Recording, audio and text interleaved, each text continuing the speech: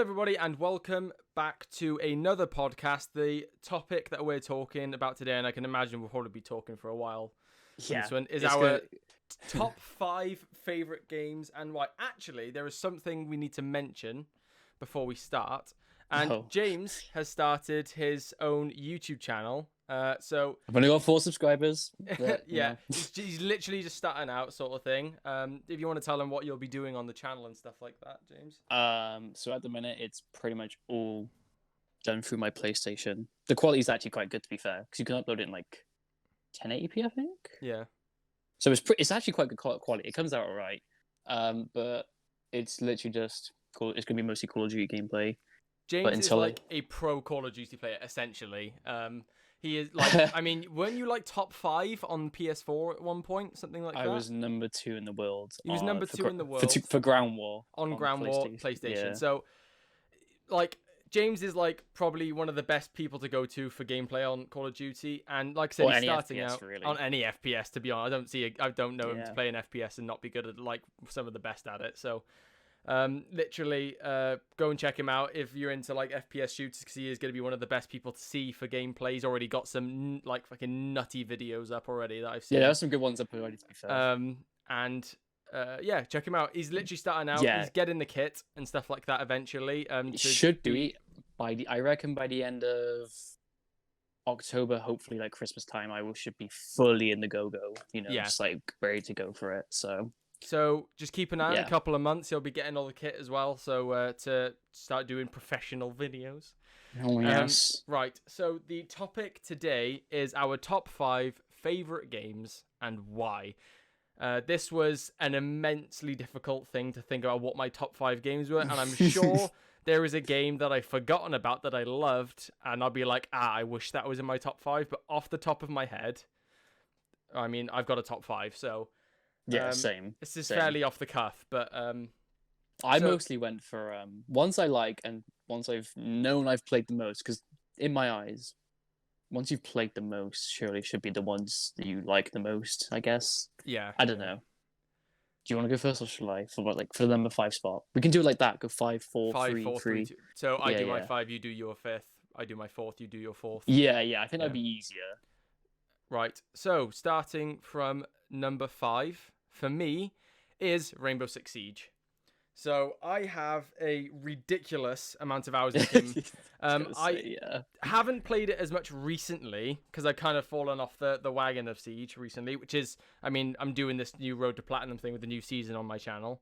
So I'll be getting back into it and stuff like that. But I played it on Xbox when it first came out, and I got like diamond rank on the first few seasons and stuff like that, and I just adored this game. It's the most hours I've ever put into a multiplayer game Easily. I think I have something close to 3,000 hours on Xbox, and I've got like another 500 hours on PC, and I transferred over to PC, and then started playing Siege again, and I've had so many good memories with like you playing it back on Xbox. I mean, I've made so many friends playing Siege that I still speak to today. And it's just, I don't know, it's the one that I got a game that I got very serious about and was able to have a good time at the same time. But yeah. I will say the most fond memory is still Execute Order 66 in that game. Oh my god, that was the funniest. We weren't even recording it, and you just weren't recording, that guy. no. But Execute Order 66. There was a guy, for context, there was a guy on our team, and we were messing about at the time. We were like making stupid Palpatine jokes and stuff like that from Star Wars. And I messaged a random teammate. I didn't know who he was on Xbox, and I said Execute Order 66. And then he sent me a message back saying, "Yes, my lord." And then the next round started, and he just started gunning down the rest of the team when we spawned in. It was the funniest shit on the planet, honestly. But I don't know. I just loved the gameplay of Siege. It was it was definitely more my style of multiplayer game, where it was slower, more tactical. Although it definitely had a lot of issues with it when it came out, and they've been alleviated over time. But I still loved the game regardless because of just the way it was and all the different. And they kind of kept the updates constant, kept me involved, and I loved it from. It's been a good Would you say it's like a live service now? Because you get free maps, but not really, isn't it? Because you still got to pay. Service model. I guess it is, but you still got to pay for the operator, don't you? But I guess you can use in-game money. You can so it's get in-game money, yeah. So it's kind of like a live service, I guess. But I know they got those like season pass Yeah, like year there's pass season things, passes. don't they? There's a lot of Um, monetization in it now, but which is yeah, just a bit sad. But aside from that, again, like I've great got game, great I've game. even easily clocked in over 3,000 hours on this game. It's probably one of my highest hours played game that I've had, to be honest. Yeah, easily. For in terms of like multiplayer at least, because you don't really put as much time into multiplayer, do you? No, I don't. I never like. I'm not generally a multiplayer person. Like, I'll play multiplayer if I really enjoy the game, but like, Mm, and I get really into that specific multiplayer in that game. But usually, I get games for the single player and stuff like that to see what the story's like and stuff like that. yeah. But yeah, go on. I Your guess we'll fifth. go with my fifth. So this is gonna I'm seem like curious. I'm really curious, yeah. actually. So I put at my fifth Division 1. Okay. All right. And the reason is I think I put in around 30 days played on Division 1.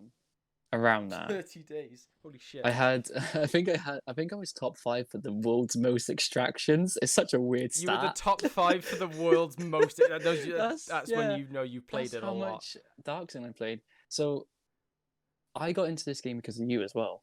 Funny enough. Because of Um me. I played it at yours. I didn't own it and I played it at yours. I did an all-nighter to get max ranks. Then once you hit max rank, you can then start grinding. You could start grinding endgame gear and go into Dark Zone. Yeah.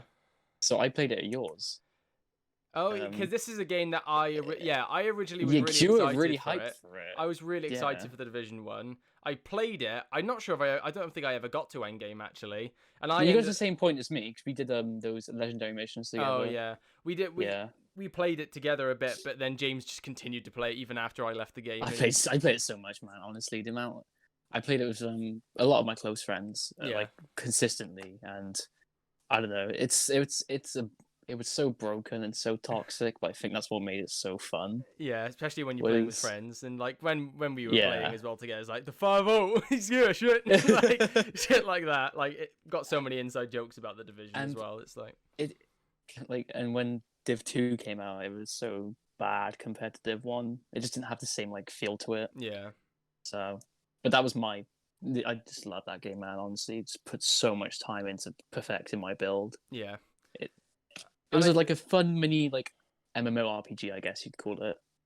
Yeah, definitely. And it's funny because the first two games you've mentioned are like games that like did not have the best technical releases From and Ubisoft, stuff like funny that. enough. Both from Ubisoft, yeah. And it's like I don't think we're like thinking, oh, our top 5 favorite games based off like a perfectly technical experience. It's just about No. good memories and just what we played and we enjoyed Grind it. in the game. We just yeah. enjoyed the games, like regardless of how bad or good they were. So Like after my science exam in year 11, I just came home and just started playing Division. I was like, yeah, fuck that exam, bro. That was shit. Just get me on Division. Went home with some cookies and I just started playing Division. I was like, that was shit. right. So should we move on to the fourth? Should I go first for the fourth Yeah, one go fourth. this time? First and fourth, we'll switch it. Go on. Let me think what it was again now. Right. Oh yes, at fourth I put Borderlands 2. I think that Borderlands seems. 2. I'm not surprised there's a thought, Borderlands game in the top 5 actually. No, yeah, it was hard because it was either 1 or 2. I haven't really grinded 3 as much. Yeah. To be fair, but Borderlands 2 for me was just perfect story, great villain, amazing end game like grind. Co-op is like so fun in that game, and just the DLCs are also just worth the money. And when they did that remastered version, the Handsome Collection, where they bundled all of them into one for like 40 quid, it was just I could talk about this game for like days, honestly. Yeah. It's just so good to me. Again, this is a game we played a lot, and then I got to like level 50, and then I never really played the DLCs after that. But Yeah, because that was the cap, wasn't it, before the DLC? yeah, and you just carry. I mean, you had a lot of hours in Borderlands 2 as well. Yeah, like on 360 and Xbox One. Yeah, you played it across 2 generations, didn't you, as well? I wish I could play it on PC because you can get loads of mods on there that just break the game. I own Borderlands 2 actually on PC, so we could play that together on PC. Honestly, you should. You can get like just some crazy mods for the game, like supersize, like Mario. Like your character turns into like a giant, Oh my god. and like it does like randomizes. Like every time you leave the game and come back in, the world changes. So like it could be like upside down, and it could, or something like that. But yeah, Borderlands 2 easily up there for me. Okay. So number 4 for me. This might surprise you actually. It Is probably will. Gears of War 3. Oh wow, I did not Yeah, expect you did. that. So Why I free though? Why free? I loved 3 so much because of its story. I think a lot of people who haven't played Gears, I think kind of underestimate its story because nobody talks about Gears for the story. Mostly it's Really, multiplayer and horde mode, isn't multiplayer it? horde mode and just like I don't know, a lot of people like. Don't get me wrong. There's a huge amount of the people who play the Gears every time before the story, but a lot of people then go from the story and proceed to play the multiplayer for ages, don't Yeah. they? I only play the single players in Gears of War. I've never played multiplayer in Gears of War properly. I And usually touch horde, but not multiplayer. yeah, like me and you played Horde on the few of the games, haven't we? But Mm. I don't know. I think the Gears of War stories have a lot of heart to them. I think there's a lot of like There's a lot of soul, isn't there? there's a lot of soul in them. Yeah, they really I don't know. It's got its own like whole vibe to it and this niche, and I really like it. I don't know why. And like the spoilers by the way, and like the moments in the campaign when like Dom dies in Gears of War 3. Yeah, that is like still... that is probably the single most hard hitting moment I have seen in a story in a game because.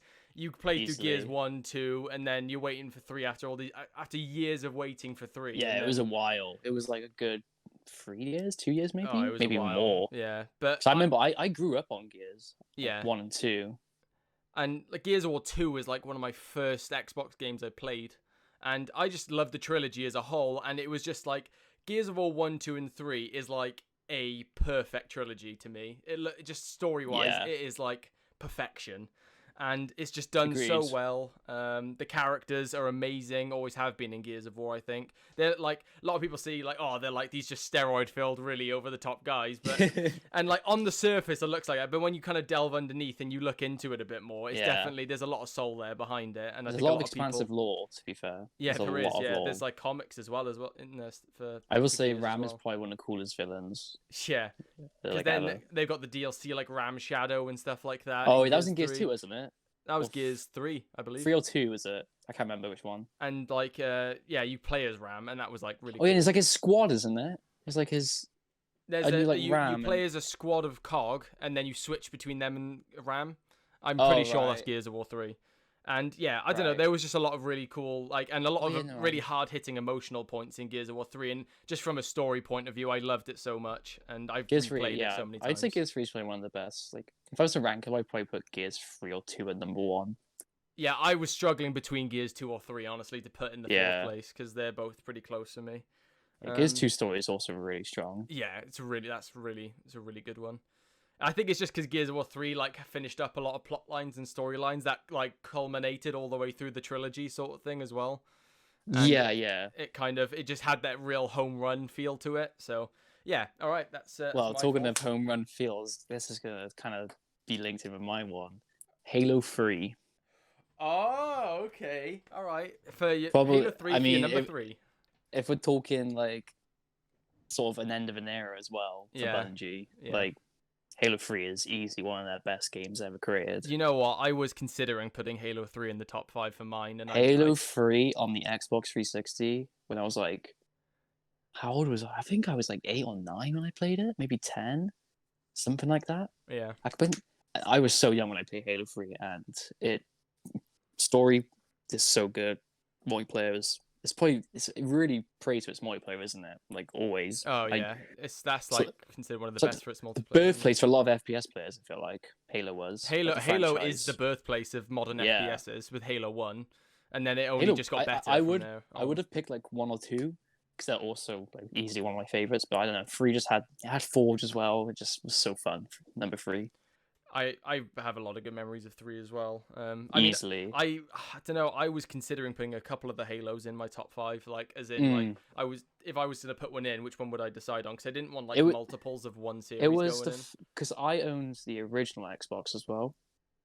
Yeah. So like when Combat Evolved came out, I had it. Combat Evolved. I've got the disc of Combat Evolved from it when it first came out, like the hard copy of Combat Evolved. Oh shit! Really? On the Xbox One. Was in like crazy. The first one. I never played Halo 1 until the anniversary edition came out, or the Combat Evolved one. Yeah, Halo 1 is also so good, but it just feels, I don't know, that was like Halo as a franchise was easily just like Microsoft's like biggest selling point at the time. Yeah. That Oh, and that was when Gears, Xbox was on top, wasn't it? That was yeah, when Xbox was easily, king easily, at because that point. PS didn't have anything really going for it. They had the couple God of of War, Uncharted and they games, had the God of War series. yeah, but I just don't think anything hit as home run as Halo, man. Yeah, yeah, So I'm hoping the new one's good. yeah. Hopefully. Okay, so my number 3. This is going to be a controversial one for some people who are fans of the series. A very controversial one. Is Okay. Mass Effect 3. Because I forgot about that. You played the shit out of that game series. I played a shit out of the trilogy as a whole, and I love Mass Effect 1, 2, and 3 so much. It was the hardest thing picking between 3 and 2, because I think a lot more people generally think 2 is the best one. I think I'm Yeah. very controversial in saying I don't think. Yeah, it's very controversial in saying that Mass Effect 3 is better than 2, but purely because, and I don't know, I guess this is kind of a cheat. It kind of includes the trilogy, but when you play a character, because when you pick a character from the beginning of Mass Effect 1, you can carry that character all the way through the trilogy, and your choices from 1 and 2 carry over into 3 as well, and it opens the story, and it is like insane. Like, there are crazy good payoffs in Mass Effect 3, and this is when they fixed the ending, guys. All right, for Mass Effect 3, because there was like people saying it had, like, it did have a really shit ending when it came out originally for Mass Effect 3, like culminating the series, and it was kind of a shit ending, and then they kind of retconned it and fixed it after with a patch. But okay, I don't know, I just loved this. Again, I loved the story beats. There were, when you play through, which takes like a month to play through the whole series because the games are so long as well. If you were to like solidly play them, it takes a long time to go through it, and you kind of like gain like these sort of like emotional connections to all these characters, and then you might lose some through Mass Effect 2, you might lose some through Mass Effect 3, and then there's like these big reveals in 3 that were like harkening back to Mass Effect 1, and there was a lot it got right for me, and it just a lot of really cool payoffs and returning characters, and especially with the DLCs they added for Mass Effect 3, there were some really wholesome kind of character moments involved with that series. I don't know, I really enjoyed Mass Effect 3 because it was such a finality to the series. It's funny because I've got 2 now that are both like ends to trilogies, but yeah, because like Mass Effect for BioWare was like their new baby, like. Because that was their baby, wasn't it? For KOTOR or Knights of the Old Republic was probably easily one of the best things they've ever created. Have you ever played Knights of the Old Republic? A tiny bit, not much though. Bro, it's so fucking good. Like, I would put that in my top 5, but I fortunately didn't grow up on playing it. Yeah, it's weirdly. That's it was, I I played them like recently, and they're so good. But I do know how good Mass Effect is. I've never actually played Mass Effect. It's just like the finality of Mass Effect 3, and just but I know all about it. Everything culminating together is just, it is the coolest thing in the world to see decisions you made in 1 carry all. And you don't even see the effects of it until Mass Effect 3, and that's like, for people who like originally played the first Mass Effect when it came out, and then years later waited for Mass Effect 2, carried all their decisions over to that, then years later waited for Mass Effect 3, carried their character. Like, it's the payoff is like, it's like a TV show. You're waiting for the next season, you know? It is, yeah, sort of thing. Literally waiting for those amazing character moments, and there was just, picking whether you could go like be like good or bad as well. You could be a real dick in the game, although I never did that because I never had the heart for it. But I felt too bad. Well, I'm always assholes in games, honestly. It's quite funny if you go asshole Commander Shepard in the games. But yeah, I think it was really I just love Mass Effect 3. Again, I've replayed the trilogy as a whole so many times, but I've replayed Mass Effect 3 even more. So yeah, so we're on number 2 now, aren't we? Yes. Yeah. Right. This might be a really surprising one for you, but for my number 2, I went with The Last of Us 1. Okay, right. See, I would never have thought you would have put The Last of Us in the top 5 until you started talking about it when we were talking about The Last of Us 2. Because I didn't know how much you liked that game until we talked about The Last of Us 2. So no, when I played this game for the first time, I've never wanted to go back through and play it like a game like instantly, like so quick. Yeah. Like, as soon as I completed it, I was just New Game Plus straight away. Like, get me back on that story. I don't know what it is about Last of Us 1. Yeah. Because there's not even, like, a really like a complex or like out of this world sort of mechanical game, really, is it? It's No, but just it's the story that's out of this world. In that is it's a simple story though. Like they've done sometimes like simple ones are like the best yeah, ones. that's It's what I like, mean. Like this story has been done before, but but it was just done to absolute perfection. just from the acting, the soundtrack is also one of my favorites. From just I mean, the visuals are really good for when it came out on PS3. Like, it's a beautiful looking game Yeah, for a PS, like for when it was out on PS3. You know, that's another thing we forget about. It came out on PS3 first, which is just crazy to think how long ago that actually yeah, was. yeah. 7 years, you know.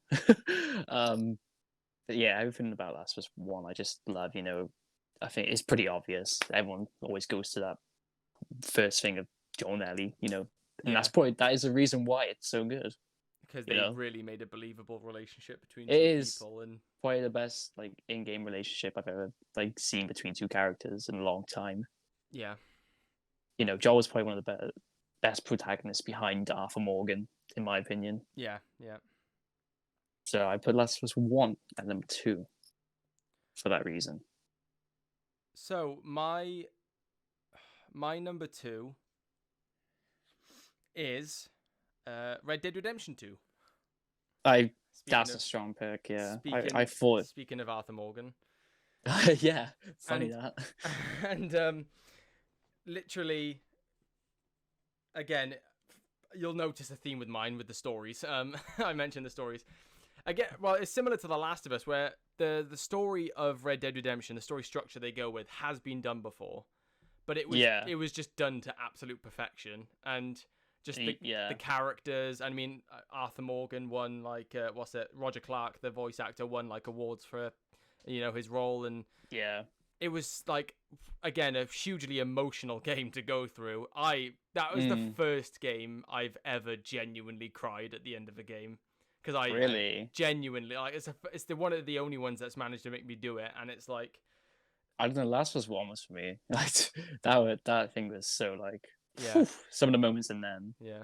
But I I th- can see why you I say think that it's a part of the fact that it's like a really long game that you're just with Arthur the whole Morgan way. for so long, and like again spoilers, when he dies it is like when the music saying that's the way it is, I was like, I knew it was the end, and I was like, oh, for fuck's sake. And then it made me Do you really want? sad, and like the emotional beats in the conversations just before that happens was so on point and really tugged at the heartstrings. And I mean, a lot of people like didn't like the gameplay of Red Dead Redemption 2 because they felt it was too slow and it kind of felt clunky at points, but I personally enjoyed it quite a bit. I like the slowness of it and the kind of heavy feel to everything, but it added to it for me. But Do you know what's really interesting about Rockstar games? Like the way they just Red Dead One, they ended it with John Marston dying, and you play with him the whole way through, and then Red Dead Two, they kill Arthur Morgan right at the end. It's like fucking hell, yeah, you like I don't know because Red Dead One, man, that ending with John Marston hit me as well. I was like shit, yeah, that yeah. was so. That's a rough one, yeah. But yeah, Red Dead 2, because I thought you would be playing as John in Red Dead 2, but you Arthur the whole way through. Yeah, So yeah, it made it even better that they had managed to create that connection with the player yeah. And it's the to fact, the character. yeah, it's a fact that it's a prequel. Prequels often never do better than, Mm, but yeah. they did such a good job with it. I don't know. Yeah, it's easily 10 And times better. just the character development with Dutch and everything, and how he slowly turned, like it was such a subtle and well done Yeah. turn, and it felt like real, and it felt really well pulled off, and not it was just like, again, it's been done before the story, but it was just done super well. And Dutch, Bill, I've never hated someone so much like fucking Micah. yeah, honestly, yeah, Um, Micah, I've never seen a game pull off a villain like Red Dead Redemption 2 did, in terms of like you wanted to kill somebody so bad for that. we have that running inside joke now of us with Tobuscus, yeah. instead of tuberculosis. Like, we have that running now Literally, like, because of Red Dead 2, funny yeah, enough. yeah, and yeah, like the way like you kind of they make you bond with the horse, and if you're like bonding level 4, they do like a Yeah. sad scene at the end of that. It just adds makes it even worse. And it's like, because like halfway, I can't remember at what point in the campaign, maybe halfway, just a bit after that, you obviously find out that he has tuberculosis, and you know from like for a long time you know he's gonna die, but you never really, I don't know, you don't kind of think about Accept it it, until it yeah. happens. Yeah, don't accept it, sort of thing. 'Cause it's like, well, I got so long to go, I'm not gonna have to worry about it, and then it happens. You're like, well, fuck, like you're just like really sad after that point. It was like, I don't think emotionally a game's made me feel the way Red Dead 2 made me feel. I felt genuine. Like every time I've heard that song at the end of the thing, it genuinely makes me feel sad because I just associate after dying with it. I felt like I lost a friend at the end of that game, alright? That sucked. Even just like Red Dead 2. the world, at the the end. world in Red Dead 2 just feels really alive. Yeah, it was just a really well done open world, being able to literally talk to any character. But the one thing that's fucking annoying is the whole wanted thing. Hey, I saw that. It's like, you didn't see anything. Where did you come from? Yeah. I But never, no, I it never was had many issues with that because I never purposely went out to kill people. But no, but it's just like if someone starts on you and you're like, all right, then I'm gonna kill you, and then some guy, random guy on a horse, just comes out of nowhere and is like, I'm reporting you, and you kill him, and someone's like, I'm reporting you for killing that guy, for killing that guy, and it's like, oh, give me a break. yeah. But no, do you remember the money glitch on Red Dead 2? Did you ever do that? I never The did gold, that. No. the gold bar glitch and the money glitch. You can get infinite gold bars. I remember it. Yeah, I never did it. Yeah, man, it was so broken. It's funny because you could put people were doing that, then putting all their money in the share like camp box. And Yeah. it's just fucking Dutch being like, we need more money. Yeah. It's like, motherfucker, I put 1 million in there. Yeah. So that was your number 2, right? That was my number 2. Oh, we're on 1 now. Okay, well, this is supposed to be like a big one, isn't it? Yeah, this is the big one. You'll probably like when I say this, you won't be surprised. At least I don't think you would be. But Battlefield 1. Okay. Yeah. And Okay. it's hard to think of like what I'd put at number 1, but I'm surprised you didn't have a BioShock game in the top 5. I'm gonna be honest. a BioShock game. I thought you liked the BioShock games quite a bit, but maybe I was wrong. Who's released like what games they released again? I've got to think now. BioShock Infinite. Oh, the BioShock games, yeah. Yeah. Yeah, thought, they are. Maybe I was wrong then. I didn't like them as much as I thought, but I seem do to love remember you them. talking They are about really BioShock. good. They are really good, and Troy Baker's also really good in the third one. To be fair. Yeah. Anyway, go on. Establish why Yeah. Battlefield 1 is your top game. It's actually It's the game I've played the most out of any game. Yeah. Like easily, especially like FPS games, because that's what I mostly play. And like find long term play out of usually. Yeah. I put like, God, just on Xbox alone, like 2,000 hours or something crazy into Battlefield 1. And that was even for like the full like life cycle of the game because I sort of stopped playing after so many DLC packs. Yeah. But yeah, that was We have, by the way, on my channel, we have compilations of James kicking ass in Battlefield 1. That's so you can see probably it for yourself why how much he liked the game. I just had so much fun playing that game. I don't know what it was, and also I had my team that I played with as well, which we competed in like tournaments and stuff as well, which was also really fucking fun. I don't know, just something about BF1, man. I think people do consider it like one of the better Battlefield games. At least I do. Yeah. Well, and also just for reference, James is generally a more multiplayer person, and I'm more single Yeah, player, so our like lists are a bit different. I mean, I in terms threw of in this, so- games that have great single players. Yeah. But I threw in 2 that have pretty good single players: Borderlands 2 and Halo 3. and Battlefield Masters. 1's stories were done pretty good though. They felt really I emotional. did enjoy Battlefield 1 stories actually quite a bit, more than other people, I think. But They were better than the BF5 ones, that's for sure. I guess I think I'm generally like a more like hopeful person for games, so I kind of give a lot of games the benefit of the doubt, and I kind of just see it for what it is. So like I'm not as harsh on some single Like players. BF1 wasn't perfect because there was a lot of things that really didn't. Like they were so cheap. Like gas. Do you remember gas grenade spam before they patched it? Oh yeah, I remember that. Oh man, and you had to wear the gas mask and hip fire only. Oh jeez, that was something else. And then a meme in the Battlefield community became you're chasing Dorito chips around the map because you're spotting everyone and they're like red, red triangles on the map. So it people were saying, "Oh, we're Dorito hunting," because everyone's a red triangle. Yeah. But no, I mean, when I made videos with you on the game, it was just so much more fun. Like, Yeah, like the amount of times like you came over my house and we just like all nighted BF1 as well. just That me was getting served. I was like, John, I now got 100 service stars in this gun. Oh, for fuck's sake. I was playing like Mountain Blade Warband on my PC or something back then. Like, Yeah, and then yeah. you were like playing Just kicking BF1. ass on BF1. That's what I mean. I don't know. I just have so many. There's a lot of good memories associated with the game Yeah, as well. literally. I played that game so much, like ridiculous amounts actually. I think generally speaking, I think any multiplayer game we played together, like or just anything, would generally have really good memories surrounding it because we always get a Yeah, good laugh 'cause out and find like the I've funny side of everything. yeah, In because I've games. grinded like a lot of FPS games, like mostly like the Call of Duty franchise, of course. Yeah. But I don't know. There was something about BF1 that just. I think the reason why I loved it so much as well because just 32v32 was it's just so fun on certain maps. Yeah, yeah.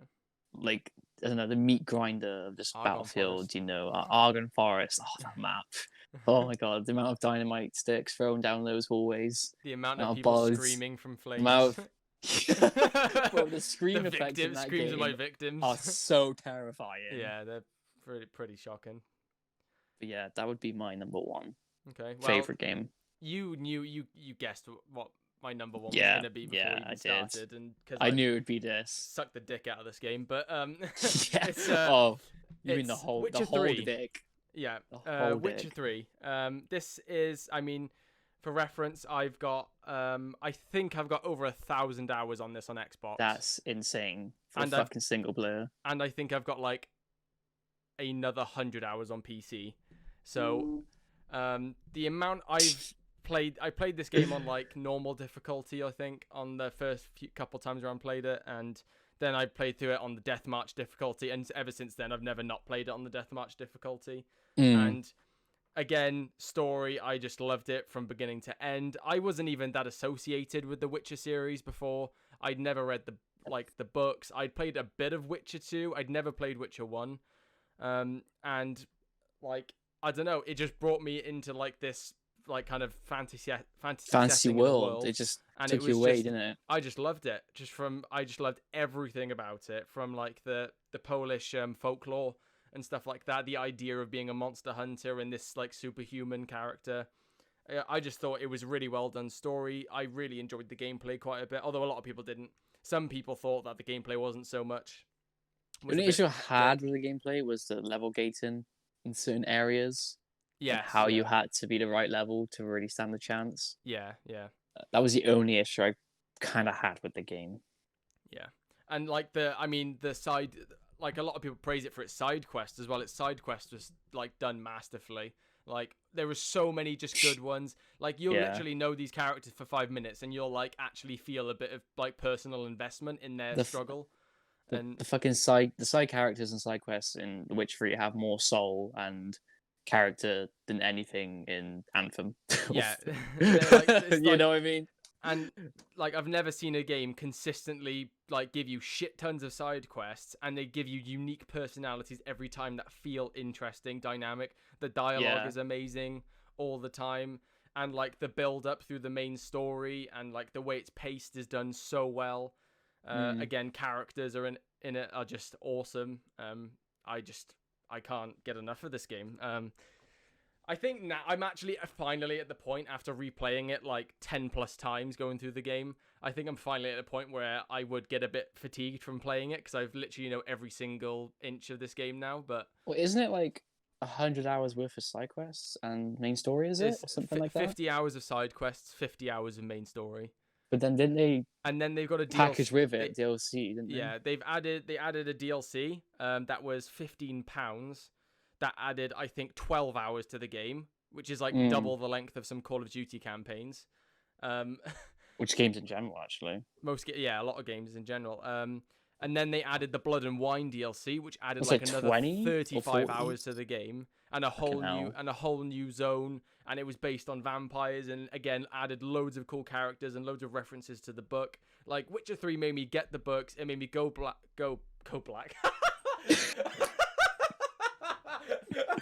That was completely accidental.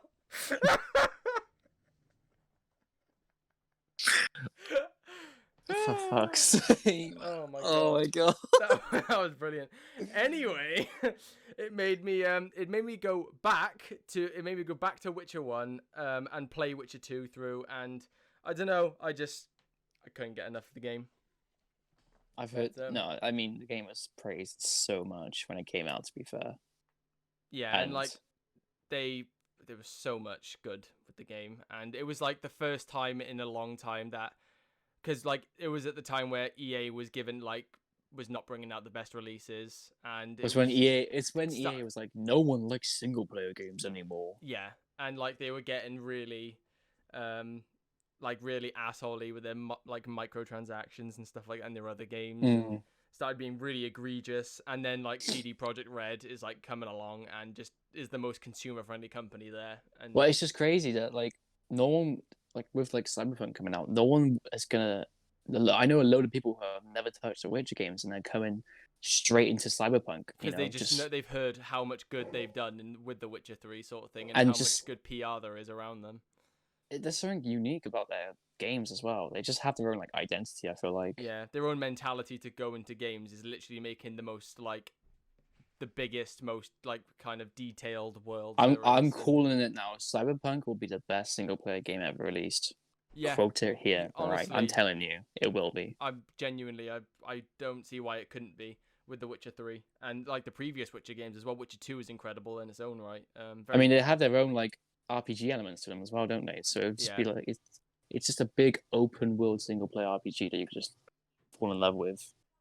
And it's gonna be Cyberpunk's gonna be insane, and I'm sure that might end up like my top two games will be Witcher 3 and Cyberpunk guaranteed. I think I will probably end up putting Cyberpunk at 1. Yeah, I think a lot of people will.